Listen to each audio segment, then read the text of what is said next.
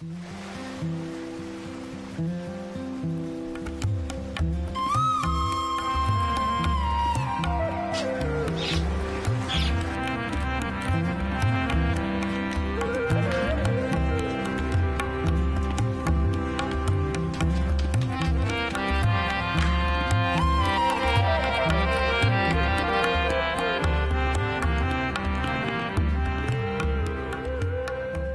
खुदावंद, मैं अपनी जान तेरी तरफ उठाता हूँ। आए मेरे खुदा, मैंने तुझ पर तवक्कुल किया है, मुझे शर्मिंदा ना होने दे। मेरे दुश्मन मुझ पर शादियाना ना बजाएं, बल्कि जो तेरे मुंतज़िर हैं उनमें से कोई शर्मिंदा ना होगा। पर जो नाहक बेवफाई करते हैं वही शर्मिंदा होंगे। हाय खुदावंद, अपनी राहें मुझे दिखा, अपने रास्ते मुझे बता दे, मुझे अपनी सच्चाई पर चला और तालीम दे, क्योंकि तू मेरा नजात देने वाला खुदा है। मैं दिन भर तेरा ही मुंतज़िर रहता हूँ। आए खुदावंद, अपनी रहमतों और शफ़क़तों को याद फरमा, क्योंकि वो अज़ल से हैं। मेरी जवानी की ख़ताओं और मेरे गुनाहों को याद ना कर। आए खुदावंद, अपनी नेकी की खातिर, अपनी शफ़क़त के मुताबिक मुझे याद फरमा। खुदावंद नेक और रास्त है, इसलिए वो गुनहगारों को राह हक की तालीम देगा। क्योंकि खुदावंद नेक और रास्त है, इसलिए वो हलीमों को इंसाफ की हिदायत करेगा। हाँ, वो हलीमों को अपनी राह बताएगा। जो खुदावंद के अहद और उसकी शहादतों को मानते हैं, उनके लिए उसकी सब राहें शफ़क़त और सच्चाई हैं। आए खुदावंद, अपने नाम की खातिर मेरी बदकारी माफ़ कर दे, क्योंकि वो बड़ी है। वो कौन है जो खुदावंद से डरता है? खुदावंद उसको उसी राह की तालीम देगा जो उसे पसंद है। उसकी जान राहत में रहेगी और उसकी नस्ल ज़मीन की वारिस होगी। खुदावंद के राज वही जानते हैं जो उससे डरते हैं, और वो अपना अहद उनको बताएगा। मेरी आंखें हमेशा खुदावंद की तरफ लगी रहती हैं, क्योंकि वही मेरा पाँव दाम से, फंदे से, दाम से छुड़ाएगा। मेरी तरफ मुतवज्जे और मुझ पर रहम कर। मेरी तरफ मुतवज्जे हो और मुझ पर रहम कर, क्योंकि मैं बेकस और मुसीबत ज़दा हूँ। मेरे दिल के दुख बढ़ गए। तू मुझे मेरी तकलीफ़ों से रिहाई दे। तू मेरी मुसीबत और जान फिशानी को देख और मेरे सब गुनाह माफ़ फरमा। मेरे दुश्मनों को देख, क्योंकि वो बहुत हैं, और उनको जो मुझसे सख्त अदावत रखते हैं। मेरी जान को हिफाजत कर और मुझे छुड़ा। मेरी जान की हिफाजत कर और मुझे छुड़ा। मुझे शर्मिंदा ना होने दे, क्योंकि मेरा तवक्कुल तुझ पर है। दयानतदारी और रास्तबाजी मुझे सलामत रखें, क्योंकि मुझे तेरी ही आस है। दिलो जान से खुदा का शुक्रगुजार हूँ और आप सबका स्वागत करता हूँ, खैर मक़दम कहता हूँ। आपके लिए खुदा का शुक्रगुजार हूँ। आपके साथ मिलकर खुदा के कलाम को पढ़ने का मौका मिलता है। आपने सुना, ये मैंने 25वां ज़बूर पढ़ा, कितना खूबसूरत है। ख़ास तौर पर ऐसे भाई बहनों के लिए जो ऐसा महसूस कर रहे हैं कि वो तना छोड़ दिए गए हैं और वो खुदा के हुज़ूर फरियाद करके कहते हैं मुझ पर रहम कर, मुझे छुड़ा। खुदावंद आपको छुड़ाने के लिए तैयार है। कलाम सुनना, ईमान पैदा होगा, खुदा का हाथ आपकी तरफ बढ़ेगा, अपने आप को उसके हाथ में दे देना और फिर देखना आप किस तरह खुदा की शुक्रगुजारी करेंगे। ये बात सच और हर तरह से कबूल करने के लायक है।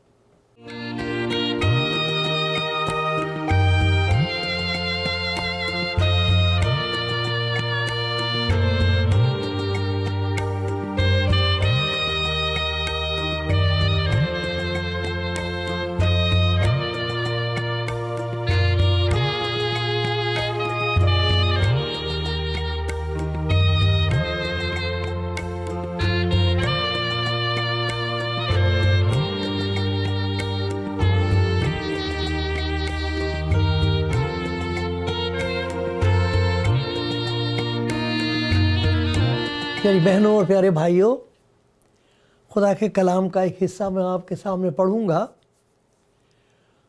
और उसमें कुछ ऐसी बातें हैं जो खुदा करता है और कर रहा है आज भी, और तमाम दुनिया में ईमानदारों को उन बातों को जानना और उनका तजुर्बा करना बहुत ज़रूरी है। हम उन्हें जाने भी, उनकी तालीम व तरबियत भी हमको हासिल हो, लेकिन साथ साथ ताकत भी नसीब हो, उसका तजुर्बा हो। मैं आपके सामने पढ़ता हूँ, रसूलों के अमाल में से एक हिस्सा पढ़ूँगा। पहला बाब है और पहली कुछ आयतें, पहले बाब की पहली आयतें।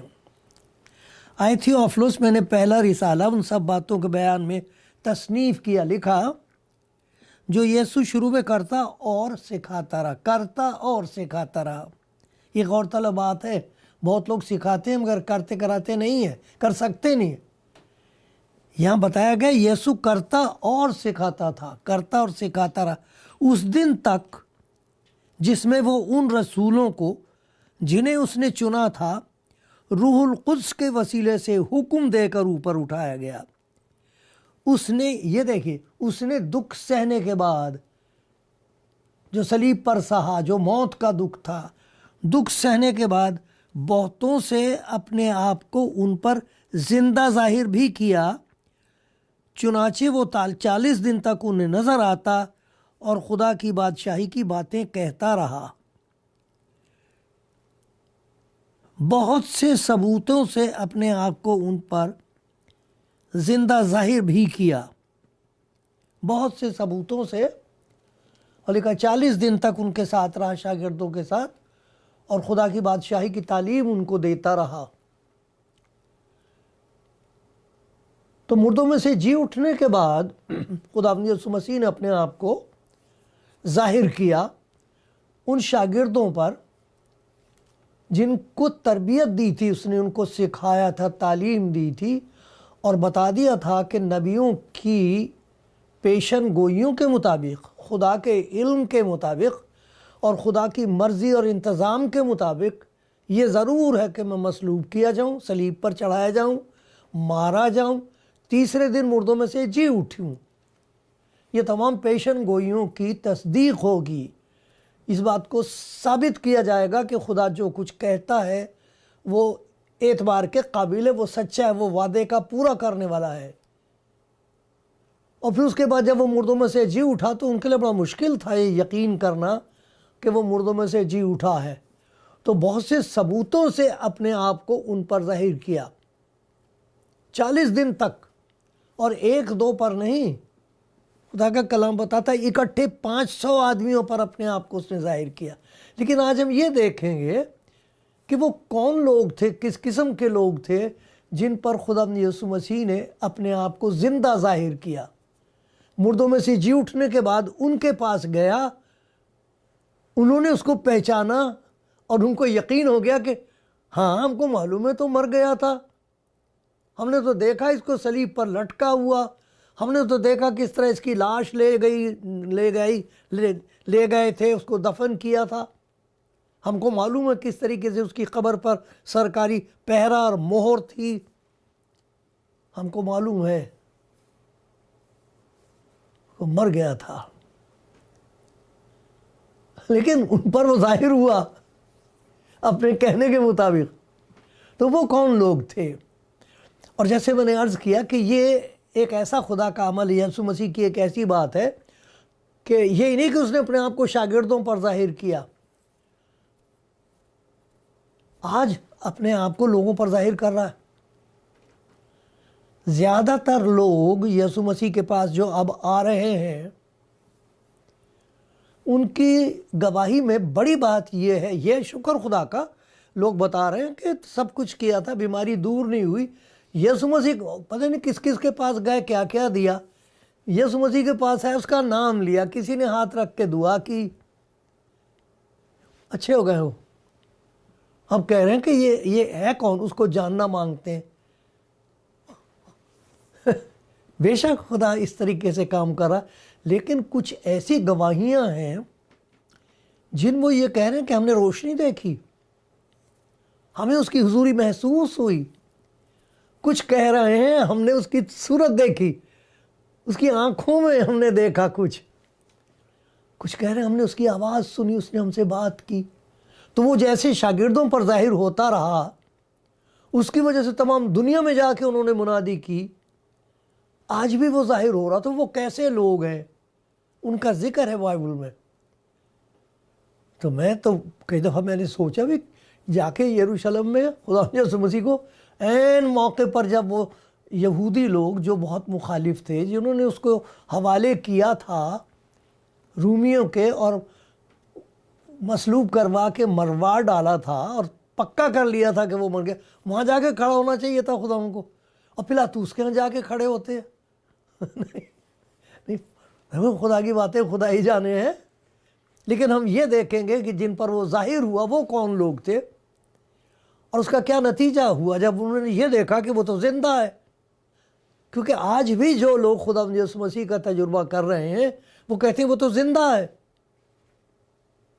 हमने जो कुछ सुना था वो गलत था, अरे हम तो धोखे में थे, उसने हमको माफ कर दिया, वो तो जिंदा है। और देखो वो हमारी ज़िंदगी में कैसे कैसे काम कर रहा है। और ताज्जुब ये होता कि उनकी ज़िंदगी से उनके लिए भी करता है, उनके ज़रिए से भी अजीब काम करता है। हो रहा है 2000 बरस से हो रहा, होता रहेगा जब तक वो नहीं आया।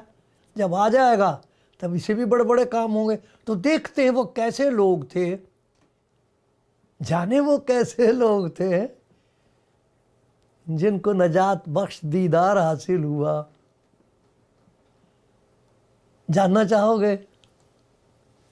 अच्छा मेरे साथ देखो, अमाल की किताब में उसके 24वें बाब में अगर आप पढ़ेंगे, तो सारा बाब तो नहीं मैं पढ़ता, लेकिन मैं ये बता रहा हूँ कि 2 आदमी यरूशलेम से मायूस और नाउम्मीद और हैरान होकर अपने घर जा रहे थे। कुछ 7 मील का फासला था।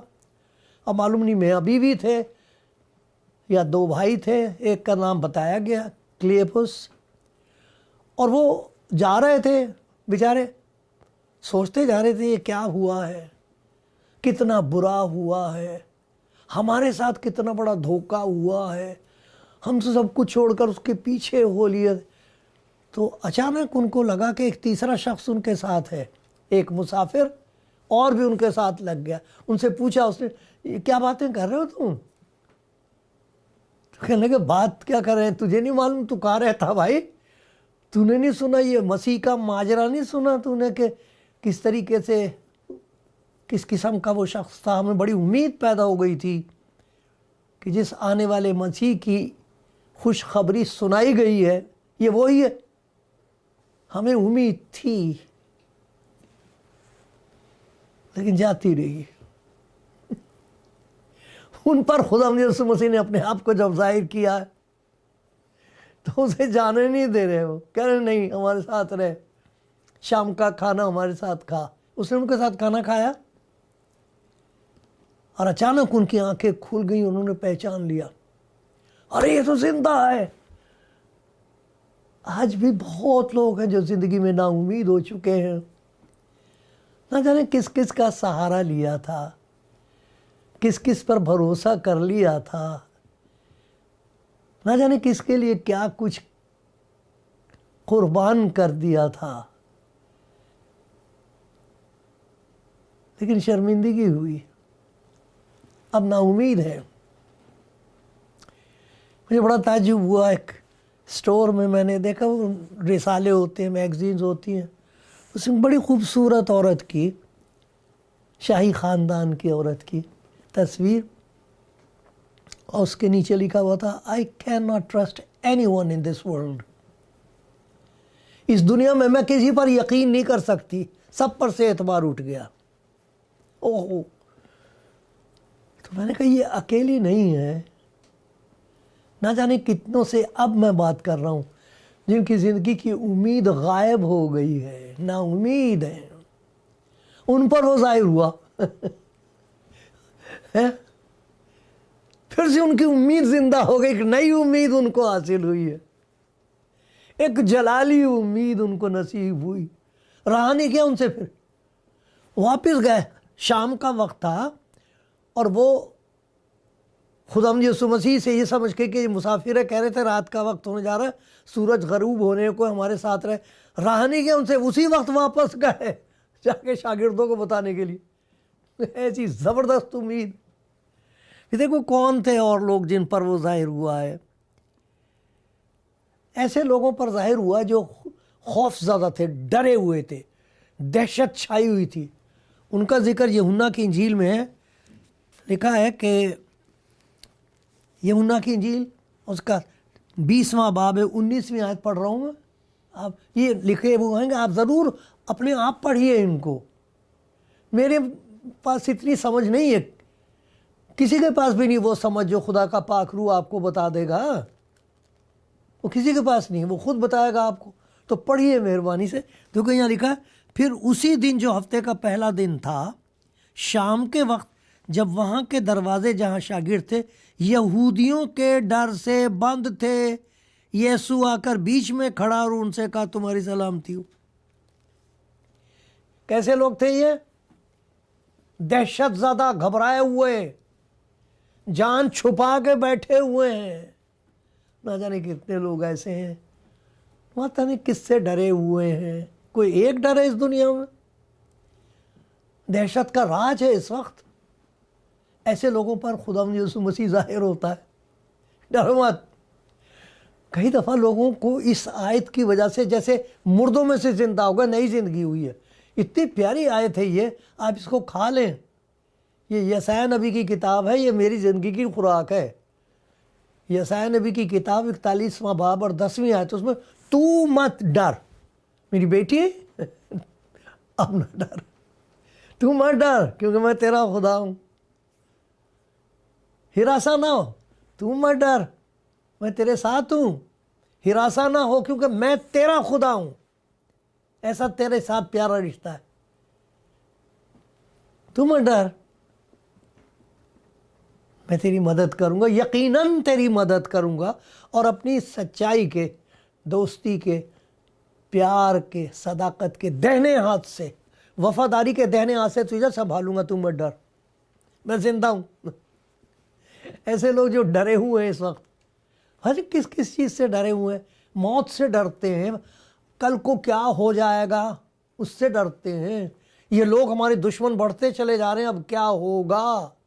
सल्तनतें तब्दील हो रही हैं, अब क्या होगा। वो ऐसे लोगों के पास जाहिर हो रहा है, तू मत डर, मैं तेरे साथ हूँ। हिरासा ना क्योंकि मैं तेरा खुदा हूँ। मैं तुझे जोर बख्शूंगा, मैं यकीनन तेरी मदद करूँगा, और अपनी सदाकत के दाहिने हाथ से तुझे संभालूंगा। तू मत डर।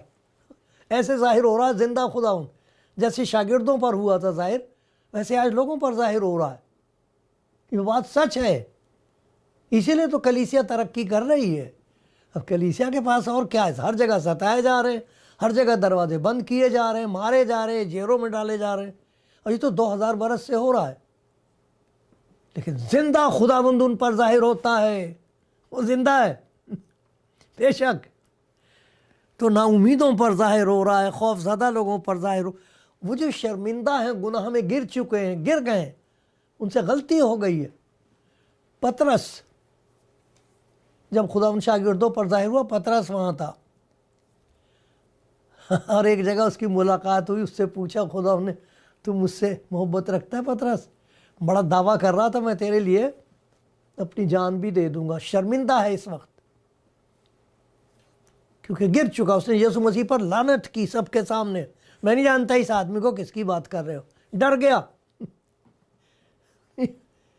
लानत भेज दी। वो वहां देख रहा है कि तो जिंदा है, किसका था शर्मिंदा होगा,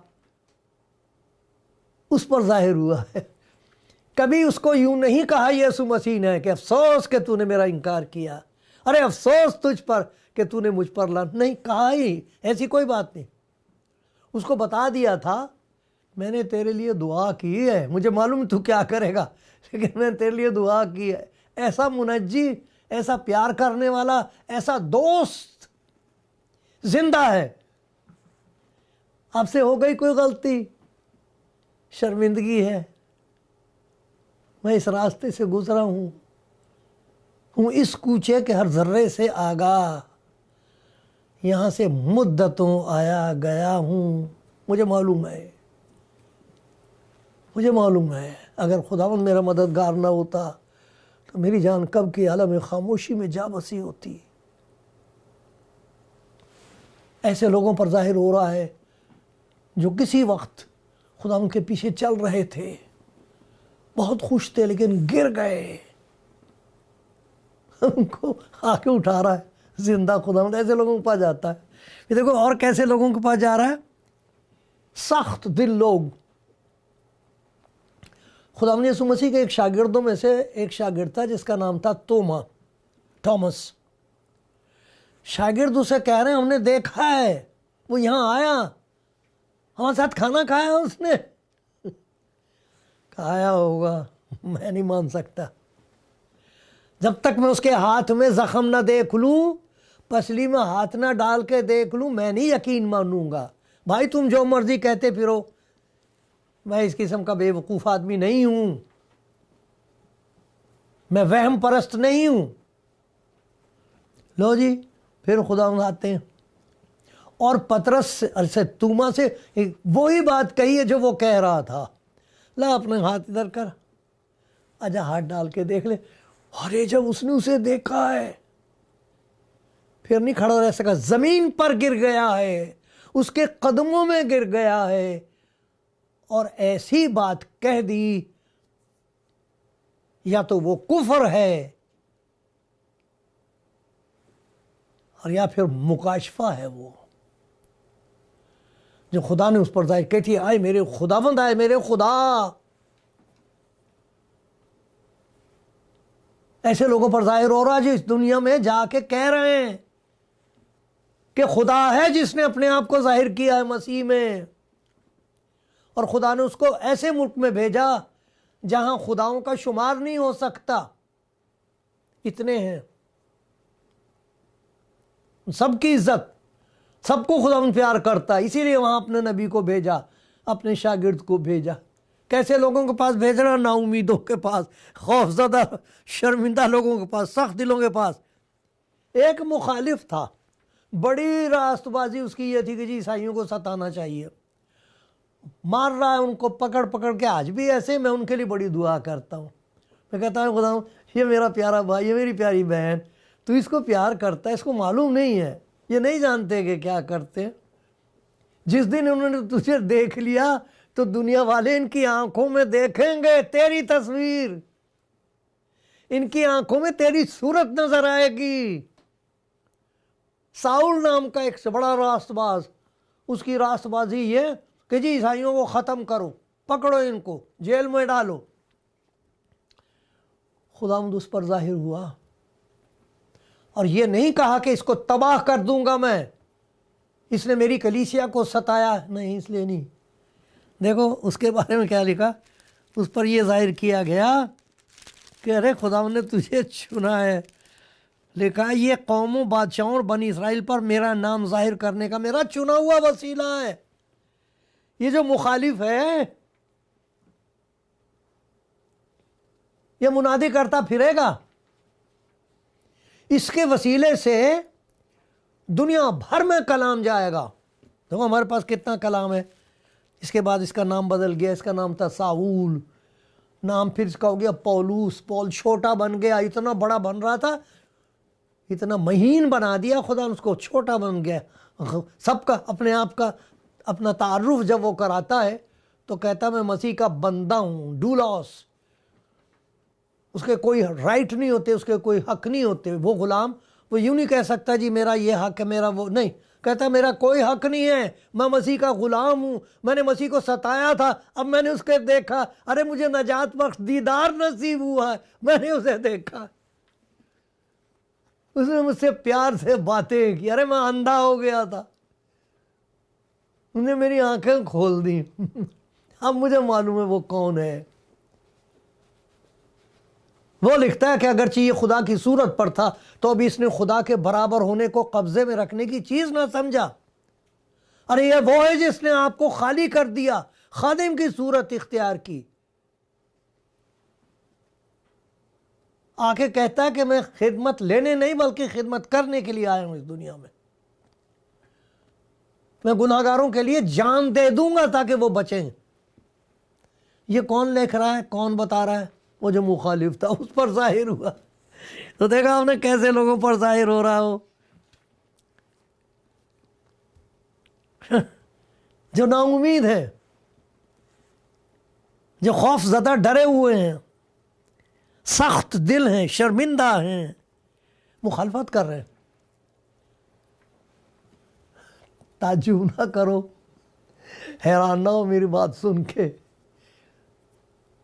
वहां पर जाहिर होगा, तैयार रहो। और वो जिन पर जाहिर हुआ खामोश ना रहो। मेरी प्यारी बहन, मेरे प्यारे भाई, बोले जाओ, बताए जाओ, परवाह मत करो, वो आपके साथ है। जिंदा खुदावंद आपके साथ है, वो आप पर जाहिर हुआ है, आप में जाहिर होगा वो। और लोग हैरान होके कहेंगे बेशक मसीह जिंदा है।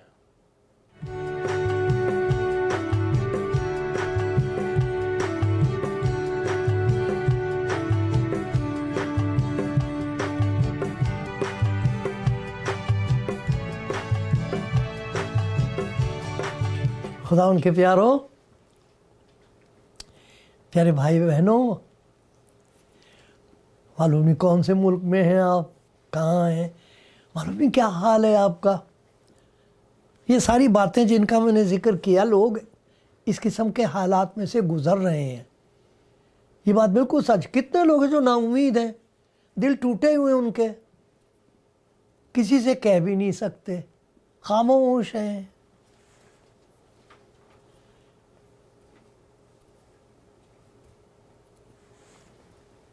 बहुत लोग हैं जो शर्मिंदा है क्योंकि गुनाह में गिर गए हैं। वो सोचते हैं कि हम खुदा के पास वापस नहीं आ सकते, हम मुजरिम हैं कुछ लोग शर्मिंदा हैं, सख्त दिल हैं, मुखालिफ हैं, मुखालफत कर रहे हैं, ये समझ के कि मसीह के लोगों की मुखालफत करना, मसीह की मुखालफत करना सबसे खूबसूरत मजहब है,